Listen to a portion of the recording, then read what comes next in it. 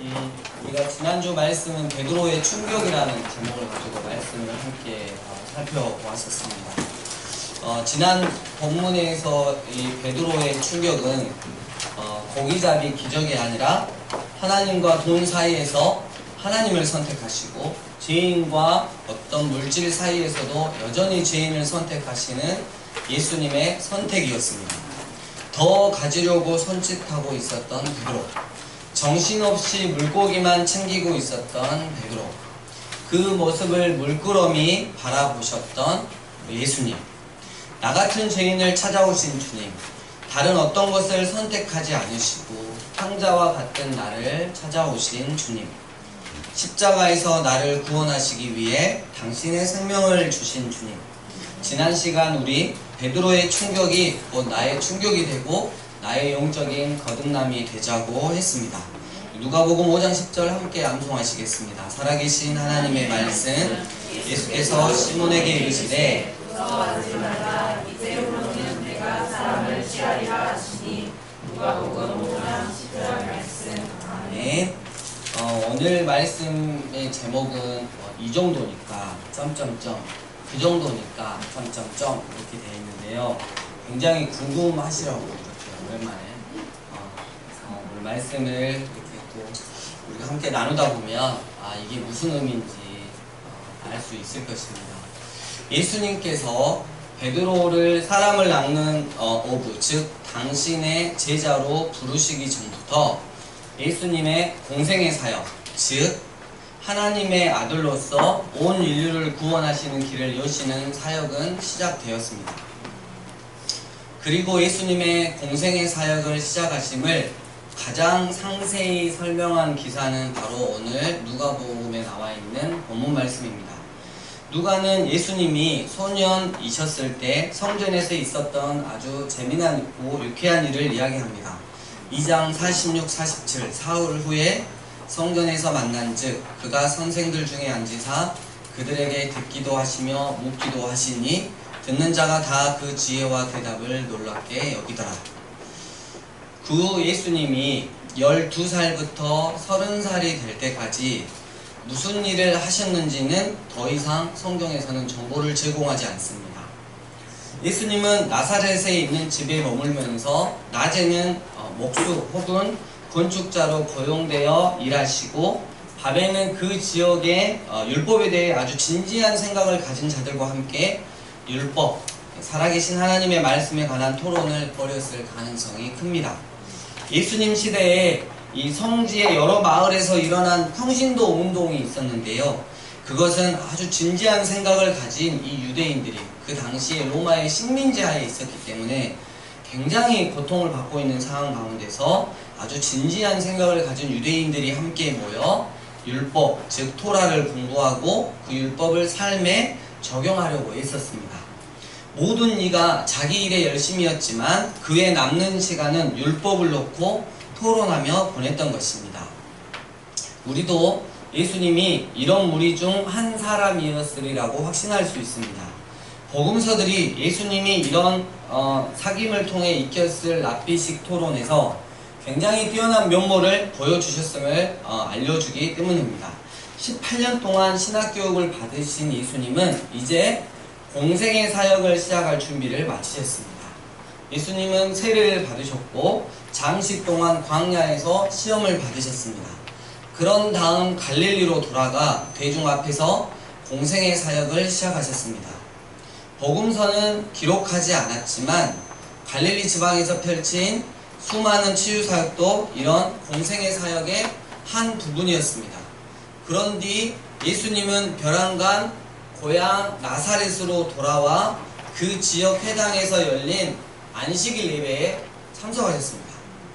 당시에는 예배 인도자가 회중 가운데 훌륭한 사람을 지목하여 성경을 읽고 그 부분을 설명해 달라고 요청하는 것이 관례였습니다. 사도행전 13장 바울과 바나바도 비시디아 안디옥에서 이런 상황을 만나 사람들에게 권면하는 말을 해달라는 요청을 받았습니다. 예수님은 이사야서를 받으셨습니다. 예수님은 이사야서 중 한 본문을 고르신 다음 회중에게 읽어주었습니다. 이어 예수님은 회중에게 말씀하시고 그들의 반응을 끌어내신 뒤 구약 성경이 전하는 두 신앙의 영웅을 들어 당신의 견해를 뒷받침하십니다. 이에 회중들이 예수를 죽이려다 실패하는 것으로 끝을 맺습니다. 이제 각 부분을 꼼꼼하게 살펴보겠습니다. 예수님은 이사야 61장 두루마리를 여시고 그 본문을 읽기 시작하셨습니다. 주의 성령이 내게 임하셨으니 이는 가난한 자에게 복음을 전하게 하시려고 내게 기름을 부으시고 나를 보내사 포로된 자에게 자유를, 눈먼 자에게 다시 보게 함을 전파하며 눌린 자를 자유롭게 하고 주의 은혜의 해를 전파하게 하려 하십니다. 예수님께서 골라 읽으신 본문은 예수님 시대에 이상을 품고 그 시대 문화에 맞서던 유대인들이 메시아에게 기대하던 바와 일치합니다. 마이크가 계속 하울링이 생겨서 혹시 한 번만 봐주세요.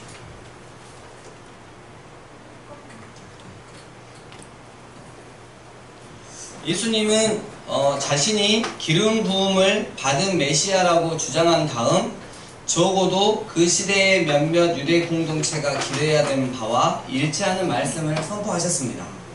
우리 예상에는 이 말씀을 들은 이들이 기뻐했을 것 같습니다. 적어도 처음에는 말입니다. 하지만 예수님께서 말씀을 이어가시자 분위기가 바뀝니다. 뭐가 문제였을까요? 22절 그들이 다 그를 증언하고, 여기서 증언하고 라고 번역된 이 헬라어 원문의 정확한 뜻은 옳게 좋게 증언하고의 뜻도 될 수 있고 나쁘게 증언하고 라는 뜻도 될 수 있습니다. 저는 꽤 괜찮은 신학자가 선택했듯이 후자를 선택하겠습니다. 또 모든 이가 그를 나쁘게 증언하였으나 그 입에서 나오는 은혜로운 말을 놀라 말하되 이는 요셉의 아들이 아닌가? 이 경우 이는 요셉의 아들이 아닌가? 라는 질문은 이 젊은이가 여기서 자라지 않았나? 그런데도 우리가 이 본문을 어떻게 느끼며 이해하는지 모른단 말인가? 라는 의미입니다. 그들은 바로 그 다음에 이어지는 이사야 61장 그 다음 말씀을 정말 잔뜩 기대했는데 예수님께서 그 부분을 툭 잘라먹으셨습니다. 그 내용들은 이랬습니다. 이사야서 61장 뒷부분을 보면 주의 은혜의 해와 여기서 예수님이 멈췄는데요. 그 다음 부분이 우리 하나님의 복수의 날을 선포하게 하고 슬퍼하는 모든 자를 위로하고 시온에서 슬퍼하는 자들에게 제 대신 화관을, 슬픔 대신 기쁨의 기름을, 약한 영혼 대신 찬송의 옷을 주어 그들의 의의 나무 곧 주가 심으신 것이라 불리게 하고 그가 영광을 받게 하려 하심이라. 그들은 오랜 폐허를 다시 지을 것이요 그들은 이전에 무너진 것들을 다시 세울 것이요 그들은 황폐한 성읍들을 다시 고칠 것이요 외인들이 서서 너희 양떼를 칠 것이요 이방인들이 너희 밭가는 자와 포도원 지기가 될 것이요 그러나 너희는 주의 제사장이라 불릴 것이요 사람들이 너희를 우리 하나님의 일꾼이라 하리라. 너희는 열방과 이방인들의 재물을 먹을 것이요 또 그들의 부를 얻어 자랑하리라. 너희는 수치 대신 갑절의 몫을 얻으며 불명예 대신 너희 몫을 즐거워하리라. 따라서 너희는 너희 땅에서 갑절의 몫을 소유하고 영원한 기쁨을 누리리라. 여러분, 이 말씀을 예수님께서 생략하셨던 것입니다. 아까도 말씀드렸지만 주님 오시기 전 63년 로마에 있는 폼페이 장군에 의해서 이 예루살렘 성이 완전히 함락이 되고 로마의 식민지 아래로 들어갔었습니다. 그 식민지 아래에 있는 그 유대인들에게, 이스라엘 백성들에게 가장 희망이 되는 건 뭐냐면 하나님이 이방인들을 응징하고 심판하고 그리고 자신들을 높이 올려주셔서 그 이방인들이 와서 하인처럼 일하고 자기들은 물질의 복을 받아 이 땅 가운데서 다윗의 시대처럼 아주 강력한 나라를 세우는 거예요.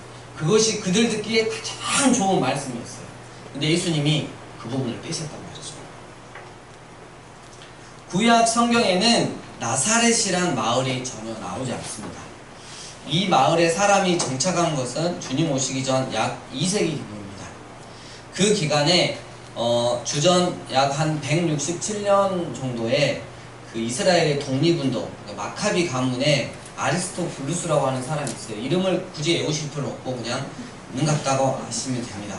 아리스토블루스가 갈릴리를 정복하여 유대 세계로 만들었습니다. 그 이방인들의 갈릴리 그 지역을 어떻게 해요? 유대인의 갈릴리 지역으로 의도적으로 만들었어요. 그때 예수님의 육적인 아버지 누구요? 요셉도 그곳으로 나사렛이라는 곳으로 이주해서 거기서 살았던 것이고요. 때문에 이 나사렛은 주님 오시고 난 다음 약 4세기까지도, 그러니까 한 300년 후까지도 여전히 누구만 거했냐면 유대인만 거주하는 마을이 되었던 것입니다. 더욱이 주전 60년경 예루살렘이 로마에 의해 함락된 뒤에 성전에서 온 24반열의 제사장 가운데 한 반열이 이제는 피난민이 되어 나사렛에 정착했다고 기록되어 있습니다. 그러니까 제가 하고 싶은 말은 뭐냐면, 이 나사렛이라고 하는 동네는 온통 유대인들만 살고 아주 보수성이 강한 동네였다는 거예요. 그런 나사렛 사람들이 꼭 듣고 싶어하는 대목에서 예수님은 이사야서 책을 딱 덮으셨던 것입니다. 다시 재구성해 보겠습니다. 나사렛에서 자란 소년 예수가 이제는 여기저기 돌아다니며 많은 경험을 쌓은 랍비가 되어 마을로 돌아와 말할 기회를 얻었습니다. 모든 이가 그가 하는 말에 유심히 귀를 기울일 때 예수님은 사람들이 익히 알고 깊이 사랑하는 본문을 골랐습니다. 회당에 모였던 사람들에게 예수님께서 먼저 주의 은혜가 임하였다는 것을 말씀하시자 사람들이 흥분하기 시작했습니다. 이제 예수님은 이사야 61장에 바로 이어지는 말씀을 선포하심으로 유대 정착민 공동체의 마음을 정말 휘어잡을 수 있는 기회를 얻었습니다. 우리 하나님의 복수의 날을 선포하게 하시고 너희는 이방인들의 소유를 먹을 것이요 그들의 영광을 마음껏 누리리라. 너희는 부끄러움과 혼란을 당하지 않을 것이고 대신 내가 너희에게 약속하노니 너희에게 갑절의 혜택을 베풀 것이고 그들의 몫을 자랑하는 이방인들은 부끄러움을 당하리라. 이 말씀은 나사렛 유대 정착민의 역사와 정말 자기 이해의 중심에 자리에 있습니다. 이사야서의 이 부분에 예언된 메시아의 황금 시대는 정말 위대한 일을 약속했습니다. 하나님의 기름 부으신 이가 오시면 온갖 고된 일을 이방인들이 하게 되고 정착민들은 유대인들은 이방인들의 노동 덕분에 부자가 될 것입니다. 그러나 예수님은 이방인들이 심판을 받고 종이 되리라고 선언한 바로 그 지점에서 일기를 멈추셨으며 이는 청중에게 정말 그 충격과 놀라움을 안겨주었던 것입니다. 그렇다면 왜 예수님은 회중이 이 이사야서 본문에 꼭 있어야 한다고 생각했던 구절들을 빼버렸을까요? 충격을 받은 회중은 예수님이 이 본문을 설명하시는 말씀을 기다렸습니다. 마치 이렇게 생각하면서 말입니다. 이 친구 어디가 잘못된 거 아니야? 우리가 가장 좋아하는 본문을 하나 인용하더니 거기서 가장 중요한 구절들을 몇 개 빼버리네? 그러면서 이 심판의 본문을, 이방인을 향한 심판의 본문을 자비의 본문으로 바꿔버리고 정말 열받게 하는구나. 메시아 시대는 우리에게 황금 시대이고 하나님이 저 원수들에게 보복하는 시대잖아. 이 동네에서 자란 친구가 어떻게 이걸 모르지? 이 동네가 왜 세워졌는지 기억조차 못하는 건가? 예수님은 그 앞에서 일어나는 적대감에 이렇게 대답하셨습니다. 너희는 필시 의사야 네 자신을 고치라 라는 속담을 인용하여 내게 우리가 가버나움에서 일어났다고 들은 일을 네 고향에서도 행하라 하고 싶을 것이다. 진실로 내가 너희에게 말하노니 어떤 선지자도 자기 고향에서는 환영을 받지 못하였느니라. 그들은 이사야 61장이 신앙 공동체의 물질의 복을 약속한다는 것을 알고 있었습니다. 그런데 예수님은 이 본문을 너희가 받고자 하는 것이 여기 있다 해서 너희가 주어야 할 것이 여기 있다로 바꾸셨던 것입니다. 예수님은 이렇게 말씀하셨습니다. 나는 하나님이 기름 부으신 자다. 너희가 진정 나를 믿고 따르려면 나와 함께 복음을 선포하고 정의를 지키며 긍휼을 베푸는 삶에 참여해야 한다. 예수님이 이렇게 말씀을 바꾸시자 여전히 자신이 받을 것에만 정신 팔려 있던 회중은 정말 몹시 당황해 했던 것입니다. 이제 예수님은 구약 성경의 두 이야기를 제시하시면서 이 문제로 관심을 돌리십니다.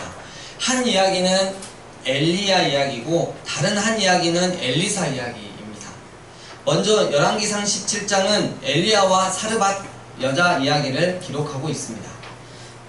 주님 오시기 전 약 700년 전 엘리야 선지자는 바알에게 예배한 아합 왕을 비판하고 기근이 닥칠 것을 선언한 뒤에 목숨을 부지하고자 도망쳤습니다. 엘리야는 자신이 예언한 기근이 닥치자 이스라엘 저 북쪽에 위치한 이방인의 도시 시돈 근처 사르밧이라는 조그만 동네로 피신합니다. 거기서 그는 자기 외아들에게 먹일 마지막 빵을 구우려고 나뭇가지를 모으던 한 과부를 발견했습니다. 그들은 자신을 돌보아줄 가족도 없었고 기근 때문에 양식도 바닥나 있었습니다. 이렇게 나뭇가지를 모아 마지막 빵을 구워 먹는 것이 그 과부가 죽음의 신에게 항복하기 전에 마지막으로 할 일이었습니다. 엘리야는 이런 과부에게 그 빵을 내가 먹게 해 주시오라고 말했습니다. 이런 모렴치한 말이 어디 있단 말입니까? 이 절박한 여자에게 조그만한 마지막 양식을 내놓으라니, 게다가 굶주려 죽어가는 과부의 아들이 지켜보는 가운데서 그것을 먹겠다니, 선지자라고 하는 사람이 어찌 이런 요구를 할 수 있단 말입니까? 그러나 겉으로 드러나는 것 외에 이 내용은 더 많은 것들이 있습니다. 이 과부의 세계관에 따르면 그 당시에 각 신의 능력은 그 신의 영역에서만 미칠 뿐이었습니다. 여호와 하나님은 그러니까 이스라엘 땅의 신이므로 이스라엘에 사는 사람들만 도울 수 있었습니다. 바알의 땅인 시돈에서는 바알만이 힘을 가지고 있었습니다. 이 과부는 자신이 사는 땅에서는 이스라엘의 하나님이 아무 힘이 없다고 생각한 것은 너무나 당연했습니다. 이런 견해를 가진 세계에서 아무리 선지자 엘리야라도 굶주려 죽어가는 이 과부가 시돈 땅에서는 아무 힘이 없어 누구도 도울 수 없는 여호와 하나님을 섬긴다는 이스라엘 선지자인 자신을 믿으리라고 기대할 수 있었을까요? 그러나 이 여자는 놀라운 믿음의 도약을 펼치며 미지의 세계로 뛰어들었습니다. 과부는 정말 말도 안 되게 엘리야 선지자의 말에 순종하면서 그에게 빵덩어리를 줍니다. 여러분, 우리가 만약에 입장을 바꿔서 내 자식에게 먹일 마지막 빵인데 하나님의 선지자가 와서 나한테 좀 주라 그랬을 때 이런 미친 막 이러면서 막 이렇게 욕을 날렸을 거 아니에요. 근데 이 과부는 그렇지 않았다는 거예요. 정말 이 하나님의 선지자의 말에 순종하면서 그에게 빵덩어리를 먼저 줍니다. 그러자 과부는 결코 마르지 않는 기름병을 보상으로 받습니다. 하나님이 선물로 주신 기름과 양식은 이스라엘의 하나님을 철저히 믿은 이 과부의 믿음을 지지해 주었습니다. 이스라엘 전체가 이 과부 이야기를 기억했고 그녀는 이스라엘 전체에게 믿음의 모델이 되었던 것입니다. 예수님이 말씀하신 두 번째 이야기도 구약 성경에서 나왔습니다.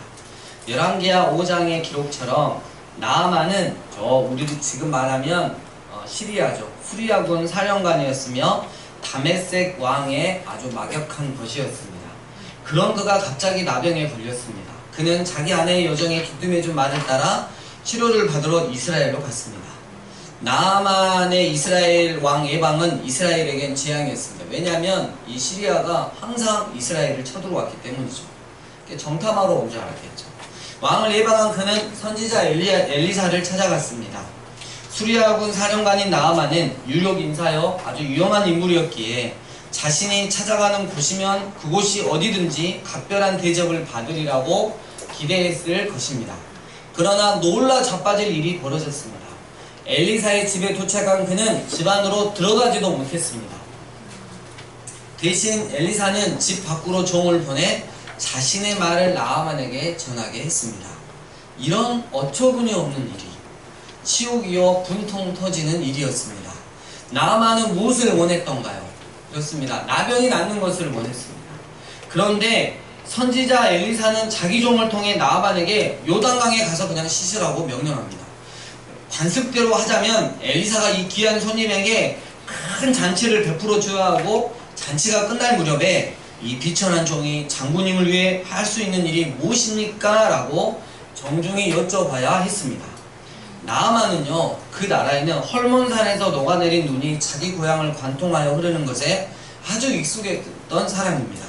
다메섹 거주자들은 중동에서 광야 같고 사막 같은 그 중동에서 사시사철 흐르는 가장 맑은 물 근원을 누리며 살았던 자입니다. 이런 그가 어찌 흙탕물이 흐르는 이스라엘 강에 몸을 담그고 더럽힐 수 있겠습니까? 나아만은 정말 화딱지가 나서 집으로 돌아가려고 했습니다. 그러자 그의 종들이 만일 그가 크고 고귀한 행동을 하라는 요구를 받았으면 순종하지 않겠느냐고 능숙하게 간언합니다. 그렇다면 이런 모욕을 받아들이고 목욕 한번 해보는 것이 무슨 큰일이겠냐고 이야기하는 것이었습니다. 나아만은 이 간언을 받아 요단강에 몸을 씻었습니다. 그리고 곧 고침을 받았습니다. 예수님은 이 이야기를 인용하심으로써 그의 훌륭한 믿음 때문에 보상을 받은 또 다른 이방인을 제시하셨습니다. 예수님이 나사렛 유대인 회당 회중에서 하신 말씀은 이러했습니다. 너희가 메시아가 열 새 황금시대의 혜택을 누리기 원한다면 이 이방인들의 믿음을 본받아야 한다. 나는 너희에게 단순히 이방인에게 관용을 베풀거나 그들을 받아들이라고 요구하는 게 아니다. 너희는 이런 이방인들을 너희보다 뛰어난 영혼을 가진 이들로 여기고 그들이 진정한 믿음의 본질을 가르쳐줄 수 있음을 인정해야 한다. 이런 사람들이 내가 막을 연 주가 받으실 만한 해의 혜택을 누릴 수 있는 자들이다. 예수님은요, 진정한 믿음의 모델을 원하셨어요. 예수님은 그냥 교회만 왔다 갔다 하는 자들을 원하시지 않고요, 진정한 믿음의 모델을 원하셨던 것입니다. 이런 모델을 찾고자 그는 자신의 민족 공동체를 넘어 이 두 이방인 믿음의 영웅 이야기를 인용하셨던 것입니다. 이 두 이야기는 우리에게 진정한 믿음의 본질을 가르쳐 주십니다. 신약 성경에서 믿음은 크게 세 가지 요소, 즉 지식 차원의 동의, 그리고 매일 신뢰함으로 행함, 순종의 요소를 가리킵니다. 이 두 가지는 이 두 이야기는 이런 요소들을 하나로 묶어줍니다. 사르밧 과부는 이 선지자가 지금 말도 안 되는 소리를 하고 있네. 여기는 바알 땅인데 당신의 신 여호와가 나를 어떻게 도와준단 말이요? 라고 하지 않았습니다. 이런 말을 했다면 그것은 믿음의 한 요소인 지적 차원의 동의를 거부하게 되는 것입니다. 또한 그녀는 당신의 신이 나를 도와줄 수 있다고 믿습니다. 하지만 도와줄 수 있다고 믿는데, 하지만 이 마지막 빵을 당신에게 주는 것은 생각조차 할 수 없어요 라고 말하지도 않았습니다. 그렇게 말했다면 지식 차원에서는 동의를 했을지라도 신뢰함으로 행하고 순종함은 거부하게 되는 것입니다. 대신 과부는 여호와 하나님이 바알 땅에서도 능력을 갖고 계심을 인정합니다. 아울러 선지자의 명령에 순종하면서 이스라엘의 하나님께 기꺼이 내일을 믿고 맡깁니다. 이 과부는 지식 차원의 동의, 순종, 그리고 신뢰를 모두 결합하여 행합니다. 마찬가지로 수리아인 나아만은 이스라엘에게 감으로써 이스라엘의 하나님이 자신을 도울 수 있다는 생각이 옳다고 인정합니다. 이어 그는 엘리사의 명령에 순종하여 요단강에 몸을 씻습니다. 그가 자기 미래를 이스라엘의 하나님께 믿고 맡기지 않았다면 이런 일을 하지 않았을 것입니다. 다메섹인들이 이 일을 들었다면 뭐라고 말했을까요? 비웃었겠죠. 예수님은 나사렛, 그 동네의 목표가 사르밧이나 다메섹 같은 이방인으로부터 갈릴리로 이주해온 이방인에게서 이 땅을 되찾는 것임을 아셨습니다. 틀림없이 예수님은 당신의 이야기가 이 회중을 뒤집어 놓으리라는 것을 아셨을 것입니다. 그럼에도 예수님은 이 이야기를 정확하게 하셨고 그 자리에서 사람들의 분노가 폭발했습니다. 그들은 예수님을 죽이기로 결심합니다. 29, 30절. 그러자 그들이 일어나 그를 성읍 밖으로 밀어내어 그를 그 성읍이 세워진 언덕 끄트머리로 데려가 그를 밑으로 떨어뜨려 죽이려 했다. 그러나 그는 그들 가운데로 지나 떠나가셨다. 이 이야기는 왠지 십자가와 부활을 강하게 암시하며 끝을 맺는 것 같습니다. 예수님은 당시에 편협한 민족주의를 거부하셨습니다. 심판의 본문은 은혜의 메시지로 바뀌었고 그들의 메시지를 들은 이들은 경노했습니다. 예수님은 절벽 끝에 이르시자 그 자리를 떠나가셨습니다. 예수님도 하려고만 하면 이방인들로부터 고향을 되찾으려는 그들의 노력을 격려할 수도 있고 안식일의 법의 중요성을 강조하실 수도 있었습니다. 로마의 점령과 메시아가 불의로부터 어떻게 구원하실 것인가를 놓고 신중하게 몇 마디 붙이실 수도 있으셨습니다. 그러나 예수님은 그 나사렛 이 마을 사람들의 목표를 따라 자신의 메시지를 만들어 내려 하시지 않으셨다는 것입니다. 예수님은 대담하고 비타협적인 말로 당신이 하나님으로부터 기름 부음을 받은 자로서 복음 선포와 정의를 지킴과 국률의 사역을 몸소 시작했음을 선언하셨던 것입니다. 말씀을 정리합니다. 예수님의 공생의 사역, 십자가로의 예수님의 사역이 시작되었습니다. 갈릴리 지방에서 수많은 치유를 행하셨고 말씀을 가르치셨습니다. 그러던 중 예수님은 고향 나사렛 동네에 돌아와 그곳 회당에서 안식일 예배에 참석하셨습니다. 예배 인도자는 요즘 상당히 뜨고 있는 랍비인 예수님을 지목하여 성경을 읽고 설교를 해줄 것을 부탁했습니다. 예수님은 이사야 61장을 고르신 후 회중에게 그 말씀을 읽어 주었습니다. 주의 은혜가 너희에게 임하였다. 나사렛 사람들은 자신들이 너무나 좋아하던 말씀이 시작되자 흥분하기 시작했습니다. 온통 유대인만 살았고 보수성이 아주 강했던 동네 나사렛. 이제 그들은 그 다음 말씀을 너무 기대합니다. 그런데 그 나사렛 사람들이 꼭 듣고 싶어하는 대목에서 예수님은 책을 덮으셨습니다. 우리 하나님의 복수의 날을 선포하게 하고 너희는 이방인들의 소유를 먹을 것이요 너희에게 갑절의 혜택을 베풀 것이요 이 말씀입니다. 신앙 공동체에게 물질의 복을 약속하는 이사야 61장의 말씀을 예수님은 의도적으로 통편집하신 후 다음과 같이 말씀하셨습니다. 나는 하나님의 기름 부음 받은 자다. 너희가 진정 나를 믿고 따르려면 나와 함께 복음을 선포하고 정의를 지키며 긍휼을 베품에 참여해야 한다. 여전히 자신들이 받을 것에만 정신이 팔려 있었던 그들은 몹시 당황했고 화가 치밀기 시작했습니다. 예수님 거기서 멈추시지 않고 진정한 믿음의 모델을 그들이 제일 싫어하는 이방인 중에서 뽑아서 소개하십니다. 지적 동의, 신뢰함으로 행함, 순종의 믿음을 가졌던 시돈 지방의 그 과부, 그리고 수리아 장군 나아만. 내가 막으련 주의 은혜의 혜택들을 누리고 싶으냐? 그렇다면 이 이방인들의 믿음을 본받아야 할 것이다. 예수님은 그들의 편협한 민족주의를 거절하셨습니다. 하나님의 말씀에 대해 어떠한 타협도 하지 않으셨습니다. 그들의 정치적, 경제적 목표와 요구에 따라 자신의 메시지를 만들지도 않으셨습니다. 그러셨기 때문에 예수님은 사람들이 당신을 죽이려고 하신 것을 경험하셨습니다. 예수님은 결국 십자가에서 죽으실 것입니다. 그러나 또 곧 부활하실 것입니다.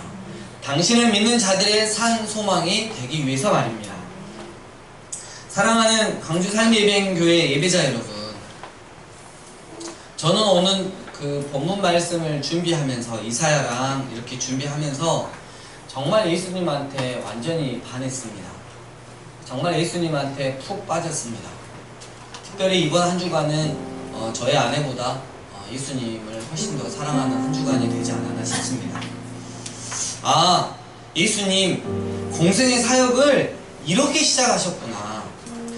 더 편하게 시작하실 수 있었음에도, 더 인기를 누리면서 시작할 수 있으셨음에도 타협하지 않으시고 오히려 거부하시는, 그들의 피로만 채우는 말씀은 아예 하시지 않으셨다. 오히려 그들에게 주의 은혜의 해를 누리기 위해서는 이 땅에서의 물질의 복을 기대하지 말고 시돈 지방의 그 과부처럼 수리아의 그 장군 나아만처럼 진정한 믿음의 사람이 되어 복음을 선포하고 복음을 지키고 정의로운 삶을 살고 언제나 성실한 삶을 살고 이웃을 긍휼히 여기는 삶을 살라고 말씀하셨던 것입니다. 그 정도니까 우리 예수님이신 것입니다. 그 정도니까 우리가 주님이라고 부를 수 있는 것입니다. 그렇다면 우리도 예수님께 야, 네가 그 정도니까 내가 사랑하는 믿음의 사람인 것이다 라는 칭찬을 예수님께 들어야 하지 않겠습니까? 우리 진정한 믿음의 사람들이 됩시다.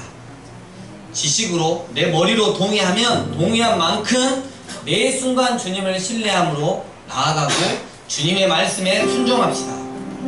주님이 말씀하시면 가고 주님이 아니다 라고 말씀하신 것은 정확하게 우리가 끊어냅시다. 오직 주님께 순종만 있게 합시다. 로마서 14장 23절에 이런 말씀이 있더라고요. 믿음을 따라 하지 아니하는 것은 다 죄니라. 믿음을 따라 살지 않는 것은 하나님 앞에 죄를 짓는 삶이구나 라는 것을 깨달았습니다. 우리 이 시간 주신 말씀을 가지고 예수님의 첫 공생의 사역을 어떻게 시작했는지 다시 한번 우리가 되뇌면서 이 정도이신 예수님 앞에 나는 어느 정도의 믿음의 사람이 되어야 할지 결단하며 나아갑시다. 우리 함께 기도하며 나아갑시다.